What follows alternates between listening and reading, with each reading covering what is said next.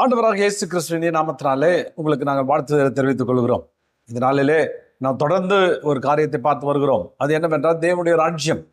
தேவனுடைய ராஜ்யத்தை குறித்து இயேசு பல்வேறு உவமைகள், அநேக நிகழ்ச்சிகள், அநேக காரியங்களை குறித்து அவர் சொல்லி கொண்டு வருகிறார். இப்போ இந்த உலகத்தில் பார்க்குற இந்த கவர்மெண்ட்டு, தமிழ்நாடு கவர்மெண்ட்டு, மத்திய அரசாங்கம், இல்லை ஒவ்வொரு நாட்டில் இருக்க அரசாங்கம் மாதிரி இன்னொரு அரசாங்கம் இருக்குதுப்பா. அது கண்ணுக்கு தெரியாத விதத்தில் இருக்குது. உன்னுடைய புலன்களுக்கு, உன்னுடைய கண்களுக்கு தெரியாத விதத்துல ஒரு ராஜ்யம் வேலை செய்து கொண்டிருக்கிறது. நீ அழுது கொண்டிருக்கிற, ஏன் எனக்கு இப்படிப்பட்ட பிரச்சனை, ஏன் இப்படிப்பட்ட சூழ்நிலை, நான் ஏதோ ஒன்று செய்ய ஏதோ ஒன்று நடக்குது, ஏதோ ஒன்று நான் அது நினைக்கிறதா நடக்குது வழியே, அது நடக்குது வழியோ, நான் நினைக்கிறது எதுவுமே நடக்க மாட்டேங்குது, நான் விரும்புறது எதுவுமே நடக்க மாட்டேங்குது, எது என்னுடைய விருப்பத்துக்கு மாறாதான் அந்த உலகத்துல ஏதாவது ஒரு காரியம் நடந்துகிட்டே இருக்குது. இதனால என்ன விஷயம், ஏன் இப்படி சூழ்நிலைக்குள்ள நான் போறோம் அப்படின்னு சொல்லிட்டு சிக்கி தவிச்சிட்டு இருக்கிறீங்க. அப்போ இவளை கண்ட்ரோல் பண்ண முடியுமா, இவளை ஜெயிக்க முடியுமா, இவளை நாம் விரும்புகிற மாதிரி மாற்றி அமைக்க முடியுமா அப்படின்னு யோசிச்சிங்கன்னா, ஆண்டவர் இந்த பரலோக காரியங்களை அவர் அறிமுகப்படுத்துகிறார். இந்த உலகத்தில் எந்த சமூக சீர்திருத்தியும், எந்த விஞ்ஞானியும், எப்படிப்பட்ட ஆளும் கண்டுபிடிக்கல. கிறிஸ்து மாத்திரமே இந்த காரியங்களை வெளிப்படுத்துகிறார். இந்த உலகத்தினுடைய ராஜ்யம், பார்க்கிற ராஜ்யம் இல்லப்பா, அது உன்னை கண்ட்ரோல் பண்ணிட்டு இருக்குது. உண்மைதான். அதை கண்ட்ரோல் பண்ற ஒரு ராஜ்யம் ஒன்று இருக்குது. அது பிசாசுடைய ராஜ்யம். அது தனக்கு விரும்பின ஆட்களை கொண்டு போயிட்டு ஆட்சியில் வச்சுக்கிட்டு, தனக்கு விருப்பமானதை செஞ்சுக்கிட்டு, ஜனங்களுடைய பணத்தெல்லாம் அவங்க எடுத்து வச்சுக்கிட்டு, ஜனங்களை தரித்திரத்திலையும் பிரச்சனைலையும் போராட்டத்திலையும் அவங்க கொண்டு போய் விடுறாங்க. ஆனால் இவைகளை அவங்களையும் கட்டுப்படுத்துகிற இன்னொரு ராஜ்யம் செயல்பட்டு இருக்குது. அதுதான் ஒளியின் ராஜ்யம், அதுதான் குமாரனுடைய ராஜ்யம், அதுதான் மெசானிக் கிங்டம், மேசியாவினுடைய ராஜ்யம். அந்த மேசியாவுடைய ராஜ்யத்தை தான் யூதர்கள் எதிர்பார்த்துட்டு இருந்தாங்க. அந்த மேசியா ராஜ்யம் வரும், நம்மளை தாவீது மாதிரி அரசாளுவாங்க, நம்மளை எந்த ஒரு புறஜாதிரங்களை ஆள முடியாது, நாங்கள் தன்னிச்சையா இருப்போம், சாலமோன் காலத்துல இருந்த ஒரு செல்வ செழிப்பு நமக்கு உண்டாயிருக்கும் அப்படின்னு சொல்லி அவங்க எல்லாரும் எதிர்பார்த்தாங்க. ஆனால் மேசியா என்பது ஏதோ இந்த உலகத்தில் பார்க்குற ராஜ்யத்தை போல, இந்த உலகத்தில் பார்க்கல அரசர்களை போல அப்படி கண்ணுக்கு தெரிகிற விதத்தில் இல்லை. இயேசு ஒரு இடத்துல சொல்றாரு, இந்த தேவனுடைய ராஜ்யம் பிரத்யட்சமே வராது, இது அங்கே இருக்குது இங்கே இருக்குதுன்னு சொல்கிறதுக்கு இல்லை, ஏதும் இராது. அப்படியே ரொம்ப சும்மா ஏதோ ஒரு இங்கே இருக்குது, இதோ இருக்குது பாரு, இதாங்க பில்டிங்கு, இந்த பில்டிங்கில் இருந்தாங்க எல்லாம் ஆளுங்க செய்கிறாங்க, இங்கே தாங்க ஆட்கள் கூடுவாங்க அப்படின்னு சொல்கிற மாதிரி இருக்காது. அவ இயேசு யூதருடைய ராஜா அப்படின்னு சொல்லி பிலாத்துட்டு கொண்டு போகும்போது பிலாத்து சொல்கிறாரு, நீங்கள் என்ன உண்மையில ராஜாவா, நீங்கள் தான் அரசால போறீங்களா அப்படின்னு சொன்னால், என்னுடைய ராஜ்யம் இந்த உலகத்துக்குரியதில்லை, உலக சம்பந்தப்பட்டதோ உலக ஆட்சிக்குட்பட்டதோ இல்லை, அதுக்கு மேலே உங்கள் ஆட்சிக்கு மேலே ஒரு ராஜ்யம் இருக்குது, அதோடைய ராஜா நான். அந்த ராஜானா சர்வாண்டத்துக்கும் ஒன்னையும் கண்ட்ரோல் பண்ணுவேன், உன்னுடைய ரோம அரசாங்கத்தையும் என்னால் கண்ட்ரோல் பண்ண முடியும், எல்லாவற்றையும் ஆளுகைக்கு அந்த ஆளுகைக்கு கீழே அடங்கி இருக்குது அப்படின்னு அவர் சொல்றார். அவனுக்கு அது புரியல. ஆனால் ஆண்டவர் நமக்கு இதை தெளிவிக்க முடிய அநேக காரியங்களை விரும்புகிறார். நாம் தொடர்ந்து அந்த வாசிக்கிற வசனங்களை நாம் வாசிப்போம். யோவான் எழுதின புத்தகம் 3வது அதிகாரம் 3-8 வசனங்கள். இயேசு அவனுக்கு பிரதியுத்தரமாக, ஒருவன் மறுபடியும் பிறவாவிட்டால் தேவனுடைய ராஜ்யத்தை காண மாட்டான் என்று மெய்யாகவே மெய்யாகவே உனக்கு சொல்கிறேன் என்றார். அதற்கு நிக்கதேமு, ஒரு மனுஷன் முதிர் வயதாய் இருக்கையில் எப்படி பிறப்பான், அவன் தன் தாயின் கற்பத்தில் 2ஆம் தரம் பிரவேசித்து பிறக்க கூடுமோ என்றார். இயேசு பிரதியுத்தரமாக, ஒருவன் ஜலத்தினாலும் ஆவியினாலும் பிறவாவிட்டால் தேவனுடைய ராஜ்யத்தில் பிரவேசிக்க மாட்டான் என்று மெய்யாகவே மெய்யாகவே உனக்கு சொல்கிறேன். மாம்சத்தினால் பிறப்பது மாம்சமாய் இருக்கும், ஆவியினால் பிறப்பது ஆவியாய் இருக்கும். நீங்கள் மறுபடியும் பிறக்க வேண்டும் என்று நான் உனக்கு சொன்னதை குறித்து அதிசயப்பட வேண்டாம். காற்றானது தனக்கு இஷ்டமான வீசுகிறது, அந்த சத்தத்தை கேட்கிறாய், ஆகிலும் அது இன்ன இடத்திலிருந்து வருகிறது என்றும் இன்ன இடத்துக்கு போகிறது என்றும் உனக்கு தெரியாது.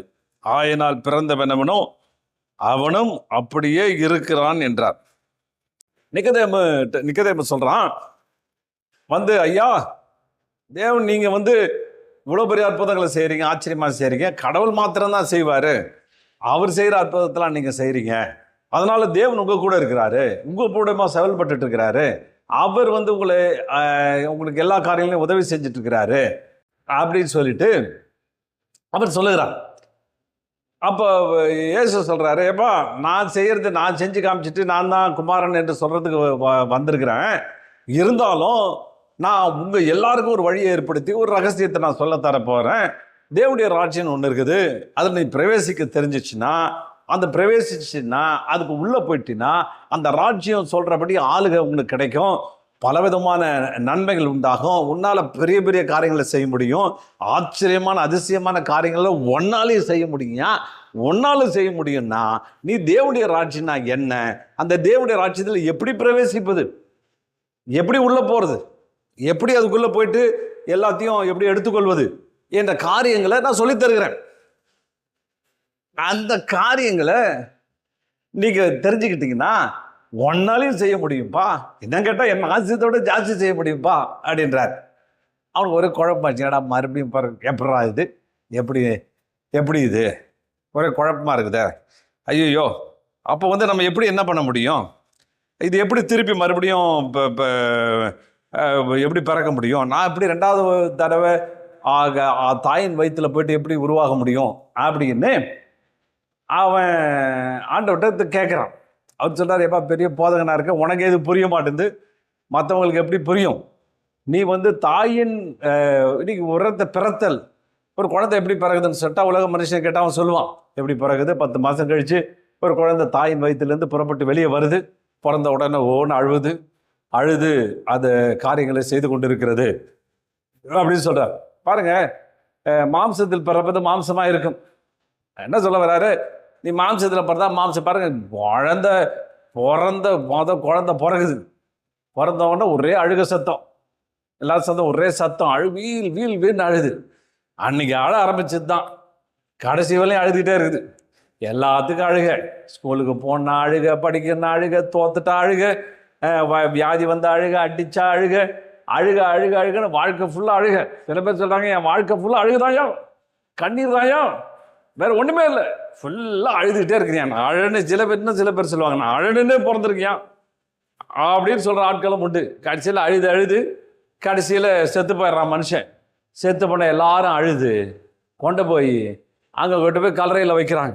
அழுது அவனும் அழுது, போகும்போது வைக்கும்போது பிறக்கும்போது அழுக, இறக்கும்போது எல்லாரும் சேர்ந்து அழுது அவனை கொண்டு போயிட்டு அங்கே அடக்க ஆராதனை பண்ணுறாங்க. இதுதான் மாம்சத்தில் பிறப்பது. ஆவினால் பிறப்பது வேற. ஆவினால் பிறப்பது வல்லமையுள்ளதாக இருக்கும், அது ஜெயமுடையதாக இருக்கும். இன்னும் சில மொழிபெயர்ப்பில் ஆவியானவராலே பிறப்பது அப்படின்னு போட்டிருக்குது. ஆவியானவராலே பிறப்பது என்றால் ஆவியானவராலே நடத்தப்படுது. அது குறித்து நான் பார்க்க போகிறோம். அப்போ இந்த உலகத்தில் பிறப்பு, ஒரு மனுஷன் பிறக்கிறான்னு வைத்துக்கொள்ளுங்க. அந்த பிறக்கிற மனுஷன், அந்த மனுஷன் என்ன செய்யறான், அவன் எப்படி இந்த உலகத்தில் வாழுகிறான் அப்படின்ற காரியங்களை குறித்து சொல்லப்படுகிறது. ஆனால் ஆவிக்குரிய விதத்தில், ஆவிக்குரிய மண்டலத்தில் இன்னும் இது சரியாக 2 விதமாக எடுத்துக்கொள்ளலாம். இந்த உலகத்தில் சரீர பிரகாரமான காரியம், நமக்கு தெரிந்த ஒரு காரியம், சரீர பிரகாரமான எழுத்தின்படியான காரியம் ஒன்று. ஆனால் ஆவிக்குரிய மண்டலத்தில் உபயோகப்படுத்துகிற ஒரு காரியங்கள். அப்போ பிறத்தல் என்ற வார்த்தையை சாதாரண ஒரு மனுஷன் கேட்டான்னா அவனுக்கு புரியாது. அது எப்படி 2வது வாட்டி குழந்தையா பிறக்கிறது, என்ன இவர் ஆவியானவர் இயேசுன்றாங்க, இவர் என்னமோ பிறத்தலை குறித்து என்னமோ சம்மந்தம் இல்லாமல் பேசுகிறாரு அப்படின்னு சொல்லும். ஆனால் ஆவிக்குரிய ஒரு மண்டலத்தில் உபயோகப்படுத்துகிற ஆவிக்குரிய வார்த்தைகள், ஆவிக்குரிய காரியங்கள் வித்தியாசமானது. அதை தான் பவுல் அப்போஸ்தலன் சொல்லும் பொழுது பாருங்க, 1 கொரிந்தியர் 2வது அதிகாரம் 13ஆம் வசனத்தில், அவைகளை நாங்கள் மனுஷ ஞானம் போதிக்கிற வார்த்தைகளாலே பேசாமல் பரிசுத்த ஆவி போதிக்கிற வார்த்தைகளாலே பேசி ஆவிக்குரியவர்களை ஆவிக்குரியலோடு சம்பந்தப்படுத்தி காண்பிக்கிறோம். ஜென்ம சுபாவம் உள்ள மனுஷனும் தேவனுடைய ஆவிக்குரியவர்களை ஏற்றுக்கொள்ளான். அவைகள் அவனுக்கு பைத்தியமாய் தோன்றும், அவைகள் ஆவிக்கேற்ற பிரகாரமாய் ஆராய்ந்து நிதானிக்கப்படுகிறவர்கள் ஆதலால் அவைகளை அறியவும் மாட்டான். ஆவிக்குரியவன் எல்லாவற்றையும் ஆராய்ந்து நிதானிக்கிறான், அதனால் அவன் மற்றொருவனாலும் ஆராய்ந்து நிதானிக்கப்படுகிறான். ரொம்ப அழகாக சொல்கிறான் பாருங்க, பவுல் அப்போஸ்தலன் சொல்கிறான். நல்லா கவனிங்க, இந்த உலகம் பார்க்கிற உலகம் ஒரு ஃபிசிக்கல் வேர்ல்டு. இதோ நாம் பார்க்குற உலகம் ஒரு ஃபிசிக்கல் வேர்ல்டு, அதாவது நாம் பார்க்கிற சாதாரணமாக எழுத்தின்படியான உலகம். இதை பார்க்குறோம், எல்லாத்தையும் பார்க்குறோம். ஆனால் ஆவிக்குரிய ஒன்று உலகம் இருக்கிறது. ஆவிக்குரிய உலகம் இந்த நாம் பார்க்குற உலகம் தற்காலமானதுன்னு சொல்கிறாங்க. ஆனால் ஆவிக்குரிய உள்ளது நிலையானது ஒன்று. ஆவிக்குரிய காரியங்கள் தான் இந்த நான் பார்க்கிற இந்த உலகத்தை ஆளுகைப்படுத்தி கொண்டிருக்கிறது, கண்ட்ரோல் பண்ணிக்கிட்டு இருக்குது. அதுதான் இந்த காரியங்களை முன்னெடுத்து செய்து கொண்டிருக்கிறது. அவைகளுடைய கட்டுப்பாட்டின் கீழே தான் இவைகள் இயங்கிக் கொண்டிருக்கிறது அப்படின்னு நமக்கு தெரியுது. அப்ப ஆவிக்குரிய மனுஷன் ஆவி ஆத்மாய் சரீரமாய் படைக்கப்படுகிறான், ஆவிக்குரிய மனுஷனாய் படைக்கிறான். அப்படி என்றால் அந்த ஆவியிலே ஆவிக்குரிய மனுஷனாய், ஆண்டவரை போல ஆவிக்குரியவனாய் அவன் காணப்படுகிறான். அப்ப ஆவியானவர் என்ன செய்கிறார்? மனுஷனுடைய கண்களை திறக்கிறார். ஆவிக்குரிய காரியங்கள் என்ன, பரலோகத்துக்கு அடுத்த காரியங்கள் என்ன, பரலோகம் எப்படி செயல்படுகிறது, எப்படி பரலோகத்துல நாம் இதாயிட்டா எல்லா காரியங்களும் நாம் சாத்தியமாக்கி கொள்ள முடியும் என்று சொல்கிறார். நல்லா கவனிங்க. கவனிங்களா என்ன தெரியல, அதுதான் இவன் சொல்றான். போற ஜென்ம சுபாவ மனுஷன், இந்த உலகத்தையே பார்த்து உலகத்திலே சாப்பிட்டு உலகத்திலே தூக்குற மனுஷனுக்கு இதெல்லாம் ஒண்ணுமே புரியாது. அவன் என்ன செய்யறான்? என்னையா ஒன்றா பைத்தியமா இருக்கிற, சம்மந்தம் இல்லாம பேசுறீங்க, ஒண்ணுமே புரிய மாட்டேங்குது, எதோ பேசுறீங்க, ஒன்றும் எங்களுக்கு தெரியலையே, இது எப்படி சாத்தியமாக, எப்படி ஆகும், இப்படி ஆகும்னு சொல்லிட்டு அவன் ரொம்ப நம்மளை பைத்தியம் மாதிரி நினைக்கிறான். இயேசு அதுதான் சொல்றாரு. இயேசு நிக்கதேமை பார்த்தேப்பா, நீ என்ன போதகனா இருக்கு, இதெல்லாம் தெரியாம இருக்கேன். அவனுக்கு ஒண்ணுமே புரியல. அப்புறம் அவர் சொல்றாரு, மறுபடியும் பிறத்தில் கொடுத்து நீ அதிசயப்பட வேண்டாம், ஆச்சரியப்படாதப்பா. எப்படி பிறக்கிறது, நான் திரும்பி எப்படி பிறக்கிறது, செத்து பிறக்கணுமா அப்படின்னு யோசிச்சு நீ குழம்பிட்டு இருக்காத, ஆச்சரியப்பட வேண்டாம் அப்படின்னு சொல்லிட்டு காற்றானது பாருங்க. ஆவிக்குரிய சிஸ்டம், ஆவிக்குரிய செயல்பாடுகள், ஆவிக்குரிய காரியங்களை எப்படி நாம் தெரிந்து கொள்வோமானால் அது எப்படி செயல்படுகிறது, அது எப்படி வேலை செய்கிறது, அது எப்படி இந்த உலகத்துல நம்முடைய வாழ்க்கையிலே அது இடைப்பட்டு நம்முடைய வாழ்க்கையை தலைகீழாய் திருப்பி எப்படி இந்த காரியங்களை செய்விக்கிறது என்பதை நீங்க புரிந்து கொள்வீர்களானால், நீங்கள் அறிந்து கொள்வீர்களானால் உங்களுக்கு பல காரியங்கள் விளங்கும். அப்ப பிறத்தல், மறுபடியும் பிறக்கிறது அப்படின்ற காரியங்களை குறித்து இயேசு சொல்லுகிறார். இயேசு சொல்லும்போது நேரம் காற்றுக்கு போயிட்டார். எப்படி ஆவிக்குரிய, இப்ப சாதாரணமா பிறத்தல், பிறப்பது, புதிதாய் பிறப்பது அப்படின்னா நாம் இந்த உலகத்துக்குரிய மனுஷர்கள், இந்த உலகத்துல நாம் பார்க்கிறவரை நம்முடைய மூளை அறிவுக்கு பிறக்கிறது குறித்து நமக்கு தெரியும். அது 10 மாதம் கழிச்சு ஹாஸ்பிட்டலில் பிறக்கும், அழுவோம், இவ்வளவு எத்தனை வெயிட் இருக்கும், இது இருக்கும் அப்படின்னு உங்களுக்கு நமக்கு தெரியும். இந்த பிறக்கிற இந்த காரியத்தை வைத்து, தெரிந்த இந்த காரியத்தை வைத்து தெரியாத காரியங்களோடு சம்மந்தப்படுத்துகிறார் ஆண்டவர். எப்படி உலகத்துல ஜென்ம சுபாவம், எப்படி இந்த உலகத்தினுடைய அமைப்பு, இந்த உலகத்தினுடைய சிஸ்டம், இந்த உலகத்தினுடைய செயல்பாடுகள், இந்த உலகம் எப்படி செயல்பட்டு இருக்கிறதோ அந்த செயல்பாட்டின் அறிவை நாம் பெற்றுக்கொண்டு இருக்கிறோம். இப்ப ஆண்டவர் அது வித்தியாசப்படுத்தும்படி விரும்புகிறார். எப்ப ஆவிக்குரிய விதத்துல ஆவிக்குரிய காரியங்கள், ஆவிக்குரிய மண்டலங்கள், பரலோகத்தினுடைய தொடர்பு, அது எப்படி வேலை செய்யுது, அது எப்படி வேலை செய்ய வைக்கலாம், அது எப்படி ஏன் மூலியமா வேலை செய்ய வைக்கலாம், ஏன் மூலியமா ஆச்சரியமான அதிசயமான காரியங்களை செய்விக்கலாம் அப்படின்னு ஆண்டவர் ஆகிய இயேசு சொல்ல வருகிறார். சோதரம் கவனிங்க. அப்போ அதுதான் சொல்றான், அது ஆவிக்குரிய எல்லாவற்றையும் நிதானித்து அறிகிறான். அவன் ஆராய்ச்சி பண்றான், ஆராயறான். ஒரு ஆராய்ச்சிக்கு பண்ணுகிற மைண்ட் ஆவிக்குரியவனுக்கு இருக்குது. எப்பா இது உலகம், இதனுடைய சிஸ்டம் இப்படிதான் செயல்படும், இது பரலோகம், ஆவிக்குரிய மண்டலம், ஆவி இப்படிதான் செயல்படும், அதுவும் ஆவிகள், சாத்தானுடைய ஆவிகள் இப்படி செயல்படும், ஆண்டவருடைய ஆவியானவர் இப்படி செயல்படுவார். ஆவிக்குரியவன் எல்லாவற்றையும் ஆராய்ந்து நிதானிக்கிறான். ஆனாலும் அவன் மற்றொரு நாள் ஆராய்ந்து. இப்ப ஆவிக்குரியவனை பார்த்தீங்கன்னா மற்றொரு நாள் ஆராய்ஞ்சு நிதானிக்க முடியாது. ஏதோ ஒரு சும்மா பைத்தியம், ஏதோ ஒரு லூசு கத்திட்டு இருக்குது, ஏதோ பாவம், ரொம்ப படிச்சு மண்டை குழப்பிட்டாங்க. இந்த கிறிஸ்தவர்கள் பார்த்தீங்கன்னா ரொம்ப மோசமான ஆட்கள். அவங்களுக்கு எப்போ பார்த்தாலும் மற்றவங்களை மாத்திரத்துல இருக்கிறாங்க. அவங்க இவங்களுக்கு இதே மத வரி பிடிச்சிட்டு இருக்கிறாங்க, இதுக்கு வெளிநாட்டுல இருந்தெல்லாம் பணம் வருது, அது அவங்களால ஆராய்ச்சி நிதானிக்க முடியல. இப்ப என்ன சொல்ல வரோம்? டேய், நீ அழுதுட்டு இருக்கப்பா, நீ கலங்கிட்டு இருக்க, உன் வாழ்க்கையில தோல்வி என்பது ஒரு பெரிய விஷயம். ஒருத்தர் சொன்னார், கேட்டால் எனக்கு வெற்றியை பார்த்ததே கிடையாதுங்க, ஜெயன்னா எனக்கு என்னென்ன தெரியாது, தோல்வி அடையிறதுக்காக நான் பிறந்திருக்கிறேன், தோக்கணும் தாங்க என் வாழ்க்கையில அப்படின்னு அவர் சொன்னார். அப்போ உனக்கு ஜெயிக்கிறதுக்கு வழி உனக்கு தெரியல. ஜெயம்தான் உனக்கு, ஜெயம்னா என்ன, அந்த ஜெயத்தை எப்படி பெற்றுக்கொள்வது, நாம் எப்படி ஜெயிக்க முடியும் வாழ்க்கையில, எப்படி வியாதியை ஜெயிக்க முடியும், எப்படி கடன் பிரச்சனை தீர்க்க முடியும், எப்படி குடும்ப உறவுகளை, சீர்குலைந்த குடும்ப உறவுகளை எப்படி சீராக்க முடியும், அது தெரியல. ஏன்னா நீ உலகத்தினுடைய அமைப்பை உனக்கு தெரிஞ்சு வச்சிருக்கிற, உலகத்தினுடைய சிஸ்டத்தை தெரிஞ்சு வச்சிருக்கிற, எப்படி செயல்படுதுன்னு தெரிஞ்சு வச்சிருக்கிற, மனுஷர்கள் எப்படி செயல்படுவான்னு தெரிஞ்சிருக்கிறேன். ஆனால் இவங்களுக்கு எல்லாம் மேலே இதை செயல்படத்தக்க வைக்க பரலோகத்தினுடைய செயல்பாட்டை உனக்கு புரிஞ்சுக்கல, உனக்கு தெரியல, அவ்வளோதான் வாழ்க்கை, அவ்வளோதான் முடிஞ்சிருச்சுன்றார். அப்படி அதை தெரிஞ்சுக்கணும்னா மறுபடியும் பிறக்கணும். அல்லேலூயா. எப்படி பிறக்கிற? ஆவியில் பிறக்கிற. எப்படி ஆவியில் பிறக்கிறது? ஏற்கனவே இருக்கிறப்பா, ஏற்கனவே ஒரு தெரிந்த காரியங்கள்லாம் நிறைய இருக்குது, அதெல்லாம் ஒழிச்சு கட்டிக்கிட்டு ஒரு புதிய உபதேசத்துக்குள்ள வரணும், ஒரு புதிய காரியத்துக்குள்ள வரணும். இயேசு சொன்ன கருத்துக்கள், எப்படி வேலை செய்த கருத்துக்களை நீங்கள் புரிந்து கொள்ள முடியும். நான் என்கிட்ட ஒரு முறை காரில் போயிட்டே இருந்தேன். போயிட்டு வந்து திடீர்னு கார் பார்த்தீங்கன்னா தட்டு குதிக்க ஆரம்பிச்சிருச்சு. ஸ்பீடாக போனால் இன்னும் புடு குதிக்குது. எனக்கு வேற பயம், எங்கேயாவது இன்ஜின் நட்டுக்கட்டு காட்டிச்சு போல, பெரிய இன்ஜின் நட்டு காட்டி தொப்புன்னு ஊந்துச்சுன்னா பெரிய ஆக்சிடென்ட் ஆகிடுமே. எனக்கு ஒன்றும் புரியல. அப்புறம் கொஞ்சமாக ஸ்லோவாக இருக்கணும், கொஞ்சமாக குதிக்குது. பயந்து ஓட்டுறேன். இவ்வளோ தூரம் போக வேண்டியது ரொம்ப பயந்து எப்படிடா ஓட்டுறது, எப்படிடா ஏதாவது பிரச்சனை ஆகிடுமோ, பெரிய அளவுனா என் மனசு பயத்துக்குள்ளே இருக்குது. குடும்பமாக போயிட்டுருக்குறோம்.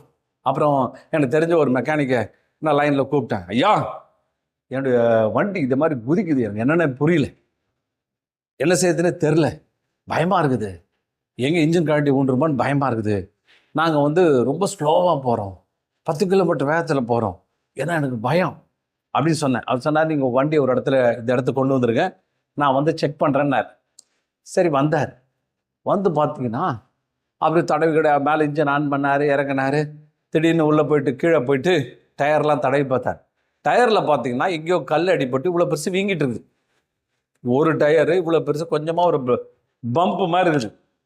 அந்த பம்பு என்ன பண்ணுது, போகும்போது டொக்குன்னு வண்டியை தூக்கி போட்டுனா சொன்னார், ஒன்றும் இல்லைங்க, இதை வந்து இந்த டயரை மாற்றுங்க, நான் ஸ்டெப்னி டயரை மாற்றுறேன் அப்படின்னு சொல்லிட்டு ஸ்டெப்னி மாற்றி வண்டியை மாற்றி ஓட்டினா ஸ்மூத்தாக போகுது. ரொம்ப ஈஸியாக 15 நிமிஷத்தில் வேலையை முடிச்சிட்டார். எவ்வளோ பயங்கர பாரம் குழப்பத்தில் நான் இருந்தேன் பாருங்கள். அவருக்கு தெரியுது காரு ஏன் குதிக்குதுன்னா சிஸ்டம் சரியாக வருது, சரியாக தெரியுது. வேலை தெரிஞ்சவருக்கு ஈஸி, ரொம்ப ஈஸியாக கரெக்ட் பண்ணிட்டார், ஈஸியாக சரி பண்ணிட்டார். அவ்வளோதான், முடிஞ்சு போச்சு, மேட்ரு முடிஞ்சிச்சு. எங்களுடைய பிரயாணம் ரொம்ப இலகுவாக இருந்துச்சு, சந்தோஷமாக போனோம், பயத்தோடு இல்லை, கலக்கத்தோடு இல்லை. என்ன நடக்குமோ, விழுந்து ஏதோ ஆக்சிடென்ட் ஆகிடுமோன்ற எந்த பயமும் இல்லை, நல்லா ஃப்ரீயாக போக ஆரம்பிச்சிச்சு. அதுதான் இந்த உலகத்தில் பார்த்தீங்கன்னா சீஃப் மெக்கானிக் ஆண்டவராக இயேசு கிறிஸ்து. ஏன்னா அவர் தான் உருவாக்குனார், அவர் தான் படைச்சார். இந்த சிஸ்டம் எப்படி வேலை செய்யணும்லாம் அவர் தான் அமைச்சு கொடுத்தார். இப்போ அவர் என்ன சொல்ல, அவரே இறங்கி வந்துட்டார். அவர் வந்து என்ன சொல்ல வர்றாரு, எப்பா நான் உனக்கு எல்லாத்தையும் சொல்லித்தரேன், எப்படி வேலை செய்யுது சிஸ்டம், எப்படி இந்த காரியங்கள்லாம் எப்படி இயங்கிக்கிட்டு இருக்குது, யார் இயக்கிட்டு இருக்கிறா, அது எப்படி மாற்றி நீ இயக்க முடியும் அப்படின்ற காரியங்கள்லாம் உனக்கு சொல்லித்தரேன். ஆனால் இதெல்லாம் சொல்லித்தரேன்னா மறுபடியும் பிறக்கணும், மறுபடியும் பிறக்கணும். அவன் சிந்தனைகளை பழசெல்லாம் முடியாது, ஆகாது, நடக்காது, போகாது, அவ்வளோதான், பூஞ்சி போச்சு, ஆச்சு, அப்படி இதை விட்டு விலகு, அதை விட்டுடு.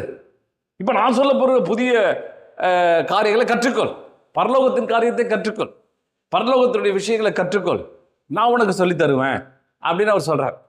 சொன்ன உடனே அதுக்கு என்ன செய்கிறாரு, காற்று எடுத்துக்கிறார். இப்போ காற்றை பார்க்குறியா, தெரியுதுங்க, காற்று வீசுறது நீ புரியுறியா? யோவான் 3:7 அவர் சொல்றார், நீங்கள் மறுபடியும் பிறக்க வேண்டும், நான் சொன்னதை குறித்து அதிசயப்பட வேண்டாம். ரொம்ப ஆச்சரியப்படாத, குழப்பிக்காத, கன்ஃபியூஸ் ஆகிடாத, என்னடா இதுன்னு அப்படி சும்மா பரிதவிக்காத, அதெல்லாம் கொண்டு ஐயோ என்னங்க எப்படிங்க இது அப்படி இது பண்ண. ரொம்ப சிம்பிள்ப்பா, சிம்பிள். மறுபடியும் பிறக்கிற மெட்டரை பற்றி உங்களுக்கு சொல்கிறேன், உங்களுக்கு வெரி சிம்பிள், ஈஸியான விஷயம். பரலோக பத்தினுடைய கடினமான காரியங்களை இயேசு கிறிஸ்து எளிமையாக்கி கொடுத்துருக்கிறார், எளிதாக்கி கொடுத்துருக்கிறார். நீ புரிஞ்சுக்கப்பா அப்படின்னு சொல்கிறார். இப்போ பிறக்கத்தை குறித்து அவர் சொல்கிறார். அதுக்கு ஒரு சின்ன இயேசு எப்போ சொன்னாலும் ஒரு ஓமையை சொல்லிடுறார். இதுக்கு அதை இல்லஸ்ட்ரேஷன் பண்ணுறார். ஏன்னா தெரிந்த காரியத்தை வைத்து தெரியாத காரியத்தை விளக்கும்படி விரும்புகிறார். இப்போ காற்றை எடுத்துக்கிட்டார். பிறக்கிறதுக்கு காற்றுக்கு என்ன சம்மந்தம் இல்லை, சம்மந்தம் என்னங்க இது, ஏன்னாங்க பிறக்கத்தை குறித்தும் காற்றுக்கும் என்னங்க இது அப்படின்னு யோசிக்கிறீங்களா? இல்லை, அதிசயப்படாதப்பா, கவனி, கொஞ்சம் நல்லா வெயிட் பண்ணு, கொஞ்சம் ஒவ்வொரு ஸ்டெப் பை ஸ்டெப்பாக போவோம். காற்று, விண்ட் அப்படின்னு போட்டிருக்கு. சில இடங்களில் பார்த்தீங்கன்னா ப்ரீஸ், தென்றல் காற்று, எளிமையான காற்று. பாருங்கள், தென்றல் காற்று ரொம்ப சுகமானது. நீங்கள் எங்கேயாவது மலை பிரதேசத்துக்கு போயிட்டு அப்படியே மேலே போயிட்டு அப்படியே மேகங்களோடு வருகிற அந்த காற்றை நீங்கள் அப்படியே டச் பண்ணிங்கன்னா அது ரொம்ப இன்பமாக இருக்கும், ரொம்ப த்ரில்லிங்காக இருக்கும், ரொம்ப இளைப்பாக, ரொம்ப மனரம்யமாக இருக்கும். காற்று பாது ஆவியானவர் பார்த்தீங்கன்னா ஆண்டவர் இயேசு ஆவி காற்று, விண்ட் அப்படின்னு சொல்கிறார், நியூமா அப்படின்னு கிரேக்க பதம் சொல்லுகிறது. அது ட்ரீ ஒன் காட், பரிசுத்த ஆவியானவருக்கு ஒப்படையாய் சொல்லப்படுகிறது. ஆனால் இப்போ இருக்கிற காற்று பார்த்தீங்கன்னா நீ அது உனக்கு தெரியாது. அது ஆனால் அது இருக்குதுன்னு உனக்கு தெரியும். காற்றை பார்த்துருக்கியா? பார்க்கல. காற்று இருக்கா? இருக்கு. எப்படி தெரியும்? அது வீசுது. இன்னைக்கு கூட பார்த்தீங்கன்னா பெரிய ஆராய்ச்சிகளாக நடந்துட்டு இருக்குது. அந்த ஆராய்ச்சியின் விளைவாக அநேக காரியங்களை அவர் சொல்லுகிறார்கள். எல் நினோ அப்படின்னு சொல்லிட்டு ஒரு காற்று ஏதோ மத்திய தரைக்கடலில் இருக்குது. நான் கொஞ்சம் படித்தேன். மத்திய தரைக்கடலில் இருக்குது எல் நினோன்னு ஒரு காற்று. அந்த காற்று தான் உலகத்தில் இருக்கிற எல்லா டெம்பரேச்சரையும் கண்ட்ரோல் பண்ணுது. கால சீதோஷ்ண எல்லா காலத்தெல்லாம் அதுதான் சரி பண்ணுது. அந்த எல் நினோ அதுதான் புயல் காற்றை உருவாக்குது. அது என்னென்ன செய்யுது அப்படின்னு சொல்லிட்டு ஆராய்ச்சியாளர் கண்டுபிடிச்சிட்டாங்க. கண்டுபிடிச்சிட்டு அந்த எல் நினோவை எப்படி கண்ட்ரோல் பண்ணுறதுன்னு தெரியறதுக்கு அவங்க முடிச்சுட்டு இருக்கிறாங்க. அப்படி போயிட்டு இருக்கிறாங்க. நான் ஒரு முறை ரிமோட் சென்சிங்கில் ஒரு அருமையான நண்பர் எனக்கு தெரியும். அவர் ரிமோட் சென்சிங்கில் பெரிய சில ஆராய்ச்சிகள்லாம் பண்ணிட்டு இருக்கிறார். அவர் ஆராய்ச்சியெல்லாம் பண்ணும்போது நான் கேட்டேன், என்ன நீங்கள் ஆராய்ச்சி பண்ணுறீங்க அப்படின்னு கேட்டேன். அவர் சொல்கிறார், காற்றோட டைரெக்ஷன் தான் நாங்கள் ஆராய்ச்சி பண்ணுறோம். சரி, அது என்ன பண்ணுவோம், காற்று எந்த டைரெக்ஷனில் அடிக்குதுன்னு நாங்கள் கண்டுபிடிப்போம். சரி, நாங்கள் ஒரு வாரம் இது கிழக்குலேருந்து மேற்க போதா, மேற்குலேருந்து தெற்க போதா, வடக்குலேருந்து மேற்க போதா அப்படின்னு சொல்லிட்டு கிராஃபில் போட்டு அப்படியே ரூட்டு போடும். இப்படி போகுது, அப்படி போகுது, இப்படி சொல்லிட்டு கிராஃபில் எல்லாம் ரூட்டை போட்டு காற்று இந்த டைரெக்ஷன் போகுது, அந்த டைரெக்ஷன் போகுது, ரூட்டு போட்டுருவோம். ரூட்டு போட்டு ஒரு வாரம் ஆராய்ச்சிக்கு அப்புறம் நாங்கள் கணக்கெல்லாம் போட்டு கால்குலேஷன்லாம் போட்டு இது இவ்வளோ நேரம் கிழக்க போயிட்டு இருக்குது, அப்புறம் மேற்க போயிட்டு இருக்குது, அப்புறம் வடக்க போயிட்டு இருக்குது.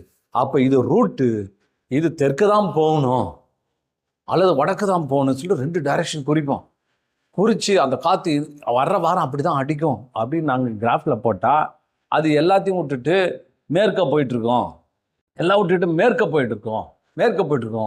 இப்போ ஒவ்வொரு வாட்டியும் நாங்கள் செக் பண்ணி பார்ப்போம், அது எப்படி வீசுது, எங்கே போகுது, யார் இதுன்னு எங்களுக்கு ஒன்றுமே வரலங்களே. அப்போ உங்களுக்கு எது டாக்டர் கொடுத்தாங்க? நாங்கள் கண்டுபிடிக்க முடியாது, இதெல்லாம் அங்கே கண்டுபிடிக்க முடியாத, அது இஷ்டத்துக்கு போகுதுன்னு சொல்கிறதுக்கு ஆராய்ச்சி பண்ணதுக்காக எங்களுக்கு டாக்டர் பட்டு கொடுத்தாங்க. கிராஃப்லாம் போட்டு சொன்னதுக்காக டாக்டர் பட்டு கொடுத்தாங்கன்றார். எனக்கு தெரியாமல் போச்சு. இந்த வசனத்தை வச்சு நான் கூட ஒரு 2 டாக்டர் பட்டம் வாங்கியிருப்போம் போல. அவர் ஏற்கனவே ஏசு சொல்லிட்டாரு, கர்த்தர் சொல்லிட்டாரு, எப்போ காற்றை எங்கேயாவது டைரக்ஷன் கண்டுபிடிக்க முடியுமா, இந்த பக்கம் அந்த பக்கம் போகுதுன்னு சொல்லிட்டு ஒரு நாளும் நீ என்ன செய்ய முடியாது, கண்டுபிடிக்கவே முடியாது. எந்த டைரக்ஷனில் போகுது தெரியுமா? உங்களுக்கு எதாவது தெரியுமா? தெரியாது. புயல் இங்கே போயிட்டு இருக்குது, சென்னைக்கு வருது புயல், எல்லாம் பத்திரமா இருங்க, சாப்பாடு எல்லாம் வாங்கி வச்சுங்க, பால் பாக்கெட்லாம் வாங்கி வச்சுங்க, பயங்கரமாக தாக்கும் போது 250 கிலோமீட்டர் ஸ்பீடு போகிறது அப்படின்னு சொல்லுவாங்க. அப்புறம் கடைசியில் சொல்லிக்கிட்டே இருப்பாங்க, திடீர்னு அது நம்மளை கடந்து ஆந்திர பக்கம் போயிட்டு அப்படின்னு அவங்க சொல்லுவாங்க. ஏதோ ஒரு ரஃபாக சொல்லுவாங்க, அப்படியே சுழற்சியை வச்சுக்கிட்டு அவங்க சொல்கிறாங்க. அது வரும், வராமல் போகும், சில டைமில் கம்மியாக அடிக்கணுவாங்க, அது வேகமாக அடிக்கும். இதெல்லாம் ஒன்றுமே கண்ட்ரோல் பண்ண முடியல. காற்றை அவங்களால அனலைஸ் பண்ண முடியல. காற்று எப்படி வீசுதுன்ற காரியம் அவங்களுக்கு தெரியல. ஹல்லேலூயா. அதான் மாதிரி தேவனுடைய மனுஷனும் இருக்கிறான். அதான் மாதிரி தான் தேவனுடைய மனுஷனும் இருக்கிறான் என்று அங்கே சொல்லப்படுகிறது. சரி, காற்று இப்போ எப்படி மறுபடியும் வரும்? காற்றினால் நடத்தப்படுகிற மனுஷனாய் நீ இருப்பாய். காற்று எப்படி இஷ்டத்துக்கு வீசுதோ ஆவியினால் பிறந்த மனிதனும் அப்படிதான் இருக்கிறான். மறுபடியும் ஒரு சின்ன ட்விஸ்ட் வைக்கிறார். இப்போ இந்த யாட்ச் பார்த்துருக்கீங்களா? இந்த பாய்மர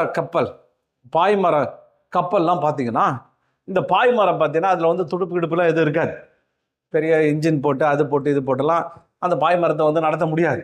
அது என்ன செய்வாங்க, பாய்மரத்தை கொண்டு போயிட்டு காற்று முகமாய், பைபிளில் கூட அந்த அப்போஸ்தலர் நடவடிக்கையிலே பல இடத்துல இருக்குது, காற்று அடிக்கிற டைரக்ஷனுக்கு எதிராக அந்த பாயை விரிப்பாங்க. பாயை விரிச்சோடனே உடனே அது நிரப்பாது. அந்த காற்றை உள்வாங்கிக்கிட்டே இருப்பாங்க. அப்படியே நெரிச்சு அந்த பாய் மரத்தை அப்படியே பிடிப்பாங்க. ஆனால் யூடியூப்ல போட்டு பாருங்க. அப்படியே பிடிக்க இந்த காற்று உள்ள போக போக போக போக அங்கே இருக்கிற பாய் மரங்கள் அது கப்பலுக்கு ஏற்ற மாதிரி இருக்கும். அந்த பாய் மரம் பார்த்தீங்கன்னா அப்படியே அப்படி ஃபுல்லாக அப்படி பெண்ட் ஆகிடும். நீங்கள் பார்த்துருப்பீங்க. காற்றை வாங்கி வாங்கி வாங்கி அப்படியே நிரப்பி அப்படியே ஃபுல்லாக இருப்படும். அது வரையும் அந்த கப்பலையோ போட்டையோ அவங்க பிடிச்சி டைட்டாக வச்சுருப்பாங்க. இதெல்லாம் நிரம்பி எல்லாம் அப்படியே போவு மாதிரி, வில்லு மாதிரி எல்லாம் பெருசு பெருசாக எல்லா பாய்மரமும் விரிஞ்சு காற்றுனால நிரப்பப்பட்ட பிற்பாடு வண்டி அவர்கள் எடுப்பார்கள். ரைட்ஸ், அந்த நாட்டை லூஸ் பண்ணி ஓட்டுவா அப்படின்னு சொல்லி அவங்க போடுவாங்க. அப்படியே ஊட்டினா கிட்டத்தட்ட 40 கிலோமீட்டர் ஸ்பீடு போகுமா. ஒரு செலவு கிடையாது, காற்று தான் நடத்தும், ஒரு பெட்ரோல் கிடையாது, ஒரு தண்டு வலிக்கிறது கிடையாது. கை வலிக்குது, கால் வலிக்குது போட்டு ஆன்னு போட்டு தள்ள வேண்டிய அவசியம் இல்லை, டயர்டாக வேண்டிய அவசியம் இல்லை, சோர்ந்து போக வேண்டிய அவசியம் இல்லை. அவன் பாய் மரத்தை விரிச்சிட்டு ரெடாரை பின்னாடி இருக்கிற அந்த ரெடாரை கரெக்ட் பண்ணிட்டான்னா சும்மா படுத்துங்க வேண்டிதான். சும்மா கும்மன் போயிட்டே இருக்கும். அல்லேலூயா. அப்படியே கப்பல் போயிட்டே இருக்கும், அப்படியே கடல் அலை மேலே அப்படியே பறந்து போகும், அப்படியே எல்லா சூழ்நிலை போயிட்டே இருக்கும். நீங்கள் போகிற இடம் வழி அது பாடி ஈஸியாக கொண்டு போய் விட்டுடும் அந்த காற்றை. அதுபோல் ஆவியினால் பிறக்கிற மனிதன் பாருங்க, அந்த காற்றை வாங்க, பரிசுத்த ஆவியான நிரப்பப்படணும். நிரப்பப்படுதல் இருந்தாலுன்னா உங்களுடைய இருதயம் அப்படியே நிறைஞ்சு நிறைஞ்சு நிறைஞ்சு நிரப்பப்பட்டு அப்படியே நான் ஒரு பாயிண்டில் வரும்போது நீங்கள் நடத்தப்படுறீங்க. நடத்தப்படும் பொழுது அங்கே பெரிய காரியங்களை நீங்கள் பார்க்கிறீர்கள். இன்னும் கூட ஒரு வசனம் வாசிப்போம். மத்தேயு எழுதின புத்தகம் 3ஆம் அதிகாரம் 16-17 வசனங்கள். இயேசு ஞானஸ்நானம் பெற்று ஜலத்தினுடன் கரையேறினுடனே இதோ வானம் திறக்கப்பட்டது, தேவ ஆவி புறாவை போல இறங்கி தம்மேல் வருகிறதை கண்டார். அன்றியும் வானத்திலிருந்து ஒரு சத்தம் உண்டாகி, இவர் என்னுடைய நேசகுமாரன், இவரில் பிரியமா இருக்கிறேன் என்று உரைத்தது. அப்பொழுது இயேசு பிசாசினால் சோதிக்கப்படுவதற்கு வனாந்தரத்துக்கு கொண்டு போகப்பட்டார். நல்லா கவனிங்க. இயேசு பாருங்க, இந்த ஆவியினால அது அப்படியே இந்த ஞானஸ்நானத்தை ஆண்டவர் அங்கே பேசுகிறார். இயேசு பார்த்தீங்கன்னா யோவான் ஸ்நானனாலே அவர் ஞானஸ்நானம் பெற்றுக்கொள்கிறார். அவர் ஞானஸ்நானம் பெற்று கரையேறின உடனே ஏறின உடனே பிறந்துட்டார்னு வச்சுக்கொள்ளுங்க. தண்ணினாலும் ஆவினாலும் பறனோன்னு சட்டால்னு புறாவை போல வானம் திறக்கப்பட்டது. பரலோகம் உடனே திறந்துச்சு. திறந்த உடனே சர்ன்னு பரலோகத்திலிருந்து ஆவியானவர் புறாவை போல இறங்குகிறார். புறான்னா புறா இறங்கல, புறா மாதிரி. சாதாரணமாக புறா பார்த்தீங்கன்னா வானத்தில் வட்டம் பெற்றுட்டு கூண்டுக்கு இறங்குனா சர்க்குன்னு இறங்கும், அப்படி செங்குத்தா இறங்கும், ஸ்ட்ரைட்டாக அப்படி இறங்குது. ஆவியானவர் ஆண்டவராகிய இயேசு கிறிஸ்து மேலே பட்டு இறங்குது. அப்படின்னா வேகமாக இறங்குறார். இறங்கி அவர் நிரப்பப்படுகிறார். மறுபடியும் ஆவியினால பிறக்கப்படுகிறார். பிறந்த பிற்பாடு ஒரு ஒரு ஒரு சத்தம் உண்டாகுது, இவர் என்னுடைய நேசகுமாரன், இவரில் பிரியமா இருக்கிறேன் என்று உரைத்தது. பாருங்க, இவர் என்னுடைய நேசகுமாரன், இவரில் நான் பிரியமா இருக்கேன், ரொம்ப பிரியமா இருக்கப்பா அப்படின்னு பரலோகம் சொல்லுது. ஏன்னா பரிசுத்த ஆவியானவர் இறங்கினதுனால, பிறந்ததுனால, ஆவியானவர் பிறந்ததுனால, ஆவியானுடைய அபிஷேகம் ஊற்றப்பட்டதுனால, அது வேகமா இறங்கி வந்தபடினால பரலோகம் திறந்துடுச்சு. வானத்திலிருந்து சத்தம் உண்டாயிடுச்சு, இவர் என்னுடைய எனக்கு பிரியமானவர், beloved son, நேசிக்கிற பரலோகம் நேசிக்கிற அற்புதமான ஒரு குமாரன், அதிசயமான குழந்தை, அதிசயமான காரியம். ஏன்னா இது குமாரன். பாருங்க, அந்த வார்த்தை அங்க உபயோகப்படுத்துறார். பரிசுத்த ஆவியானவர் அங்க இறங்கின உடனே காற்று, சத்தம், இது ஒரு ஆவி, நியூமா. அந்த படிக்கிறது பரிசுத்த ஆவியான் நியூமா என்று சொல்லப்படுகிறது. அந்த காற்று நேர சர்ன்னு இறங்கி அவர் மேல வந்த உடனே அந்த பரலோகம் சொல்லிச்சு, நிரப்பப்பட்ட உடனே இறங்கின உடனே பரலோகம் சொல்லி நேசகுமாரன், ஏன்னா புதுசா ஒரு குழந்தை பிறந்திருக்குது. அல்லேலூயா. ஒரு நேசகுமாரன் கடவுளுடைய பரலோகத்தினுடைய செல்ல குழந்தை, பரலோகத்தினுடைய விரும்புகிற குழந்தை. அந்த பரலோகத்தினுடைய குழந்தை பரலோகத்தினுடைய சுதந்திரத்தை, பரலோகத்தினுடைய வல்லமையும் அதிகாரத்தையும் பெற்றுக்கொண்ட அந்த குழந்தை போய் பறந்துருக்குது. எப்படி பறந்தது? பரிசுத்த ஆவியான சறுக்குன்னு இறங்குறாரு. இறங்குன உடனே பிறப்பு உச்சிதமாகுது. பாருங்க, சாதாரணமா ஒரு குழந்தை பிறந்துருச்சுன்னா, ஒரு ஹாஸ்பிட்டலில் குழந்தை பிறகுது, குழந்தை பிறந்து சத்தம் கேட்குது, உடனே ஃபோன் பறக்குது. அந்த நாட்டில் டெலகிராம்லாம் பறக்கும், பேபி பார்ன், ஆண் குழந்தை பிறந்துருச்சு. தெரியுமா விஷயம்? இங்க குழந்தை பிறந்துருச்சு, இவங்களுக்கு குழந்தை பிறந்துச்சு, அவங்களுக்கு குழந்தை பிறந்துச்சு. ஒரு குழந்தை சத்தம் கேட்குது, ஆண் குழந்தை இது, அழகான குழந்தை இது, அவனுக்கு நம்ம ஒரு தாத்தாவாயிட்டாரு, இவர் அப்பாவாயிட்டாரு, அவங்க அம்மாவாயிட்டாங்க, இவங்க சித்தப்பாயிட்டாரு அப்படின்னு சொல்லிட்டு எல்லாம் குதூகலிக்கிறாங்க, ஸ்வீட் கொடுத்து கொண்டாடுறாங்க, எல்லாம் செய்யறாங்க. அதே மாதிரிதான் அருமையான தேவ ஜனமே, நீ ஆவியினால பிறக்கும் பொழுது, பரிசுத்த ஆவியானால் நிரப்பப்படும் போது, அந்த காற்று நியூமா, அந்த விண்டு உன் மேல இறங்கும் பொழுது, இறங்கின உடனே பரலோகத்திலிருந்து ஒரு சத்தம் உண்டாகுது, ஒரு அனௌன்ஸ் பண்ணாவது, ஒரு குழந்தை பிறந்திருக்கிறது. அல்லேலூயா. ஆவியினால பிறந்திருக்கிறது. ஆவியினால பிறப்பது என்றால் என்ன? பரலோகத்தினுடைய எல்லா காரியங்களையும், பரிசுத்த ஆவியினுடைய பலனை பெற்றுக்கொண்ட குழந்தை, பரிசுத்த ஆவியினுடைய அனைத்து அதிகாரத்தையும் வல்லமையும் கிருபையும் ஞானத்தையும் பெற்றுக்கொண்டதாய் பிறக்கிற அந்த குழந்தை தான் புதிய குழந்தை. அல்லேலூயா. அதுதான் பிறத்தல், அதுதான் ஆவியினால பிறக்கிறது. ஆவியினால பிறந்துருச்சு. அல்லேலூயா. இப்ப பாருங்க, ஆவியினால பிறக்கிறது ஒரு அனுபவம், ஆவியினால நிரப்பப்படுறது அடுத்த அனுபவம், ஆவியினால நடத்தப்படுகிறது அடுத்த அனுபவம். இங்க அதான் நடக்குது. முதல்ல பிறந்து குழந்தை பிறந்துச்சுப்பா அப்படின்ட்டாங்க. உடனே அந்த அதிகாரம் 4வது அதிகாரம் 1வது அப்பொழுது பிசாசினால சோதிக்கப்படுவதற்கு ஆவியானவரால் வனாந்தரத்திற்கு கொண்டு போகப்பட்டார். பிறக்கிறது, நிரப்புறது, நடத்தப்படுறது. பாருங்க, இந்த விண்டுக்கு 3 காரியங்கள் உண்டு. நீங்க இந்த ஹாட் ஏர் பலூன் நாட்டில் பார்த்தீங்கன்னா முன்னாடி மீத்தேன் பலூன் விட்டாங்க. மீத்தேன் வாயுவை நிரப்பினா பலூன் மேலே பறக்குச்சு. அதில் உட்கார்ந்து நிறைய அந்த நாட்களில் ட்ராவல் பண்ணாங்க. அந்த நாட்களில் விமானத்துக்கு பதில் முன்னாடி அதுதான் இருந்துச்சு. அது அங்கங்கே போய் அப்படியே ஆட்களை போய் அங்கே விடும். அங்கே கொண்டு போய் ஆட்களை இறக்கி விடும். ஆட்களை கொண்டு போயிட்டு அங்கே காரியங்களை செய்யும். அப்போ செஞ்ச உடனே பிற்பாடு இந்த பலூன்லாம் கண்டு இப்போ புதுசாக கண்டுபிடிச்சிருந்தா இருக்கிற காற்றே ஹாட் ஏர் பலூன் அப்படின்னு இப்போ விட்டுறாங்க. இப்போ என்னன்னா இருக்கிற காற்றை சூடுபடுத்த ஒரு பெரிய பலூன் கீழே படுத்து கிடக்கும். அந்த பலூன் அப்படியே வெற்றிடமாக இருக்கும், அப்படியே சோர்ந்து போயிருக்கும். இவங்க என்ன செய்வாங்க, அந்த ஒரு ஓரம் அப்படி தூக்கிட்டு ஹாட் ஏரை வந்து செலுத்துறதுலாமல் ஹீட்டு அனுப்பிக்கிட்டே இருப்பாங்க. ஒரு இதில் ஃபயரில் கேஸில் வச்சு ஃபயர் அப்படியே உள்ளே செலுத்திக்கிட்டே இருப்பாங்க. ஃபயர் அப்படியே அந்த காற்று என்ன செய்யும், உள்ளே போ விரிவடையும். விரிவடைஞ்சு பலூன் அப்படியே பெருசாக மாறும். இன்னும் விரிவடையும், பெருசாக வரும். அப்புறம் பார்த்தீங்கன்னா ஷேப் அப்படியே கிடைக்கும். அப்படியே ஷேப் வந்து நேராக நிமிரும், விட மாட்டாங்க. மறுபடியும் ஹீட் பண்ணுவாங்க. அந்த அந்த அக்கினியை அவங்க செலுத்திக்கிட்டே இருப்பாங்க. செலுத்தணும்னா பலூன் ரொம்ப பெருசாகி இன்னும் பலூன் விரிவடையும். இன்னும் செலுத்திக்கிட்டே இருப்பாங்க. அந்த அக்கினியை அந்த ஃபயரை செஞ்சுக்கிட்டே இருப்பாங்க. டக்குன்னு பலூன் லிஃப்ட் ஆகும். எவ்வளோக்கு மேலே போகணுமோ அவ்வளோக்கு அந்த அக்கினியை போட்டு அந்த ஃபயர் பண்ணிக்கிட்டே இருப்பாங்க. இந்த ஃபயர் போ காற்று விரிவடைய அந்த சூட்டுக்கு விரிவடைய அது அப்படியே தன்னால் மேலே எழும்பும்.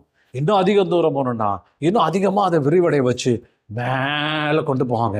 பிற்பாடு அடிக்கிற காற்றுல அப்படியே அது நடத்தப்படும். அல்லேலூயா.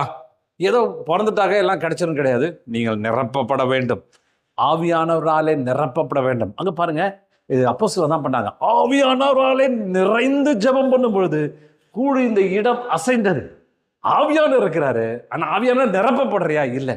பாருங்க, ஆவியானவரால் நிரப்பப்பட்ட பிற்பாடு அடுத்தது நடத்தப்படுதல். அல்லேலூயா. பாருங்க, ஆண்டவர் நடத்துறாரு. எப்பா தம்பி இந்த பக்கம் போவாத, இப்படி போ.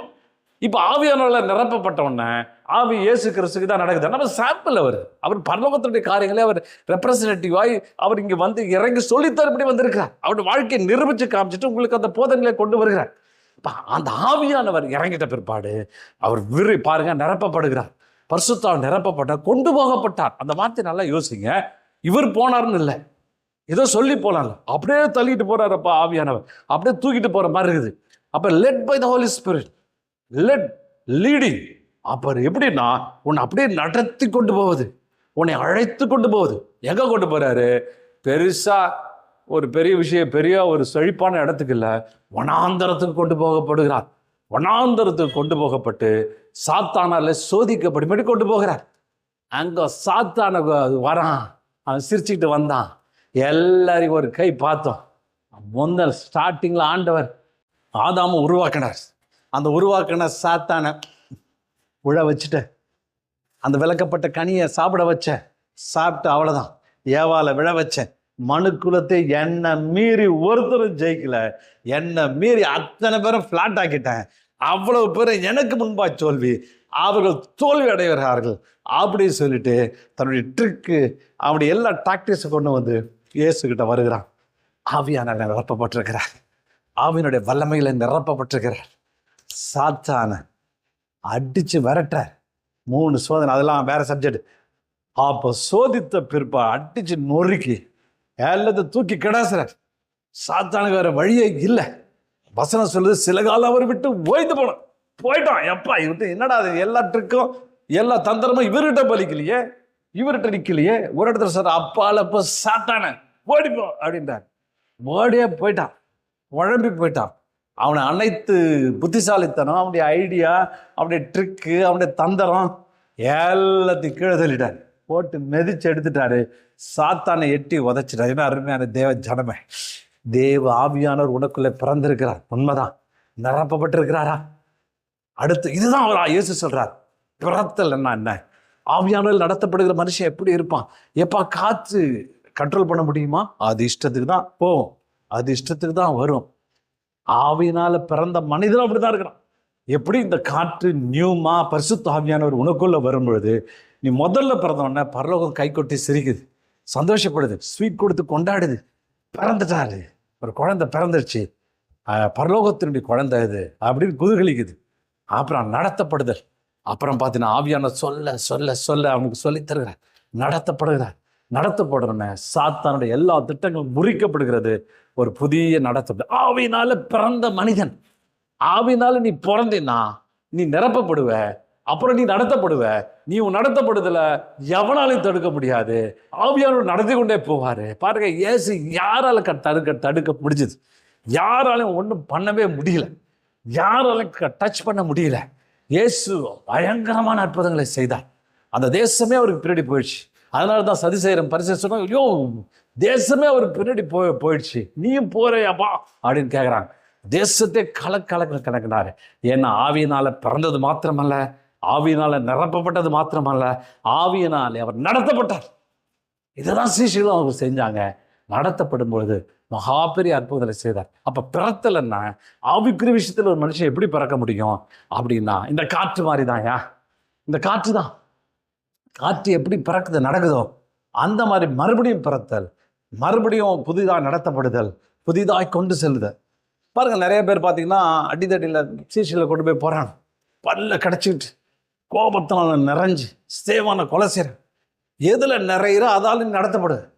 கோபத்தால் நிறைஞ்சனா கோபத்தால் நடத்தப்படு. கொலைவெறி பிசாசு உள்ள வந்து உன்னை கொலைவெறியை தூண்டி உன்னை வெட்ட விடுவான். விபச்சாரத்தினால் நிறைஞ்ச விபச்சாரத்துக்குள்ளே போவான். ஆனால் ஆண்டவராக இயேசு பரிசுத்தாவினால் நிரப்பப்பட்டா நீ நிரப்பப்படுவ, நீ நடத்தப்படுவ, பெரிய காரியங்களை செய்வ அப்படின்னு சொல்றாரு. இன்னும் ஆண்டவர் சொல்றாரு பாருங்க, அந்த 10வது வசனத்துல வாசிக்கும் பொழுது, அதற்கு நிக்கதேமோ இவைகள் எப்படி ஆகும் என்றான். இயேசு அவனை நோக்கி, நீ இஸ்ரவேலில் போதகனாயிருந்தவன் இவளை அறியாமல் இருக்கிறாயா? மெய்யாகவே மெய்யாகவே நான் உனக்கு சொல்லுகிறேன், நாங்கள் அறிந்திருக்கிறதை சொல்லி நாங்கள் கண்டதை குறித்து சாட்சி கொடுக்கிறோம், நீங்களோ எங்கள் சாட்சியை ஏற்றுக்கொள்கிறதில்லை. பூமிக்கு அடுத்த காரியங்களை நான் உங்களுக்கு சொல்லியும் நீங்கள் விசுவாசிக்கிறதில்லை. பரம காரியங்களை உங்களுக்கு சொல்ல போனால் எப்படி விசுவாசிப்பீர்கள்?